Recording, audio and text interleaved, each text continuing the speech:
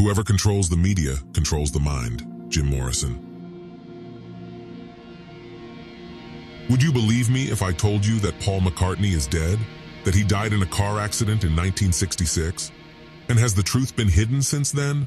If you're curious about the most intriguing secret surrounding the Beatles, one they attempted to reveal to the world, but which ultimately prompted the intervention of the UK's counterintelligence agency, resulting in the dissolution of the Beatles and the tragic loss of John Lennon, then this video is a must-watch. It was the 1st of July 2005 when Joel Gilbert, a renowned journalist, found himself in his Hollywood office, holding a package. Inside were 2 tapes labeled The Last Testament of George Harrison. However, they weren't ordinary recordings. The tapes came from London and had the voice of George Harrison, one of the Beatles. On the 30th of December 1999, Harrison was tragically stabbed multiple times in his own home. While in the hospital, he made the decision to record those very tapes. On those tapes, Harrison made an astonishing and perplexing revelation. The day was the 9th of November, 1966. The Beatles were in a recording studio, business as usual, until all of a sudden, McCartney decided to leave the studio in a haste. Hours later, Harrison received a call from an MI5 agent, the domestic security agency of the United Kingdom. The information delivered was shocking and shrouded in secrecy. Paul McCartney allegedly died in a car accident. John Lennon, Ringo Starr, and George Harrison were escorted to a MI5 facility to identify McCartney's lifeless body. What they saw was hard to believe. The body was decapitated, hair burnt, an eye missing. His head was split open, and most of his teeth were gone. Maxwell, the MI5 agent, shared how McCartney's car crashed with a woman named Rita, who tried to save him. But sadly, as she looked for help, the car exploded. Due to the intense levels of fanaticism, this incident was treated as a matter of national security, prompting MI5 to take control. The potential for widespread panic, even leading to mass suicides, left them with just one choice: find someone who looked like Paul to take his place. The very next day, the big news broke. The Beatles announced they were done with tours, focusing solely on recording in the studio. Not long after, a magazine named Tiger Bears kicked off a strange contest to find a person who looked like Paul McCartney. The winner was never announced, but there indeed was a winner, a man called William Campbell, who would later replace Paul. From then on, the rest of the Beatles started calling Paul Fall, short for Fake Paul. William went through many surgeries to make himself look like Paul. Initially, they went along with the deception because they had no choice, but eventually, the weight of the lie became too much for them. So they decided to tell the truth in their own way, by dropping small clues. Ringo started calling Paul Rubber Paul, and shortly after, the Beatles released an album called Rubber Soul. They slightly changed the second word, so it wasn't so evident. In the cover of the album, the Beatles are seen from the perspective of a grave, and the image is slightly distorted, with all of them having long hair so nobody could notice the scars of fake Paul due to surgeries. In the cover of the single Nowhere Man, Paul is the only one who looks to a different direction, and his right eye looks swollen due to the surgeries. The song Eleanor Rigby alludes to the secret funeral of Paul in Blackpool.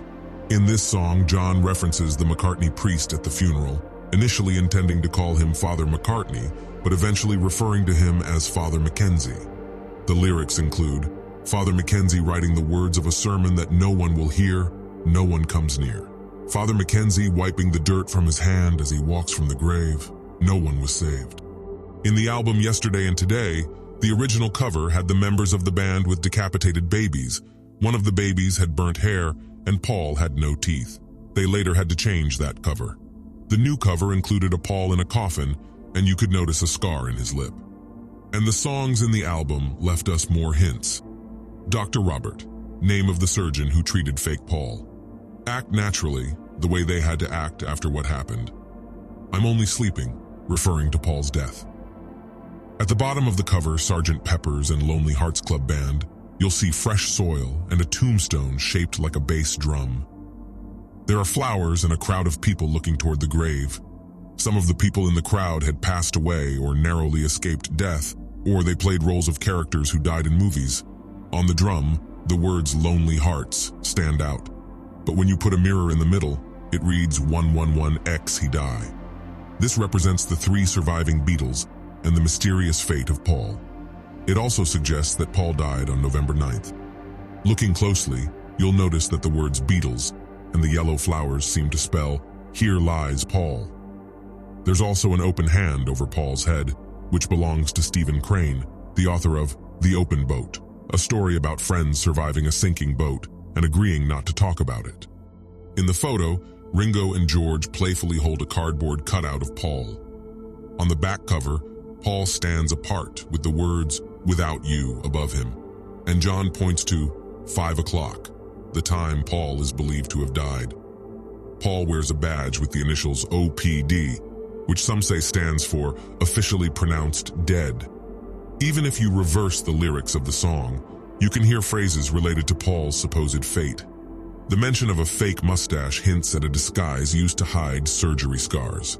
When it comes to Magical Mystery Tour, the album is full of other hints. If you put the word Beatles in reverse, it reveals the phone number 5371438, which oddly redirected callers to a funeral home. Inside the album's booklet, Paul McCartney's face stands out as the only one covered, with his eyes closed. Rotating the back cover by 90 degrees spells out RIP with white figures. And so the hints keep coming out in the following albums: The Beatles, Yellow Submarine, Abbey Road, and Let It Be. In the LP of The Beatles, there appears a photo of William Campbell, the true identity of fake Paul, along with plenty of songs that, when reversed, would say that Paul is dead, or even references to the identity of Maxwell. On the 10th of April 1970, the group disbanded. John got divorced out of fear that MI5 would harm his wife and moved to the US. Paul, on the other hand, married a journalist named Linda Lois Eastman, who threatened him with blackmail because she had evidence of what happened. Rita, whose identity was changed by MI5 to Heather Mill, also threatened Paul to reveal the truth. Shortly after, she lost her leg in an accident. During an interview with Fiona Phillips on the British channel GMTV, she hinted that if anything happened to her, she would expose evidence against McCartney, claiming to have a box full of proof. On the 1st of December 1980, John called George Harrison, expressing his intention to finally disclose what happened to Paul. 8 days later, John was tragically assassinated. 2 weeks prior to George Harrison's attack, he called fake Paul to say that he was going to reveal everything. Then, the attack occurred. The only evidence about what happened are those tapes, and we might never know the truth. While some find the clues and coincidences compelling, others remain skeptical. So where do you stand on this enigmatic tale? Are these hints mere coincidences, or do they hold the keys to a musical mystery that remains unsolved?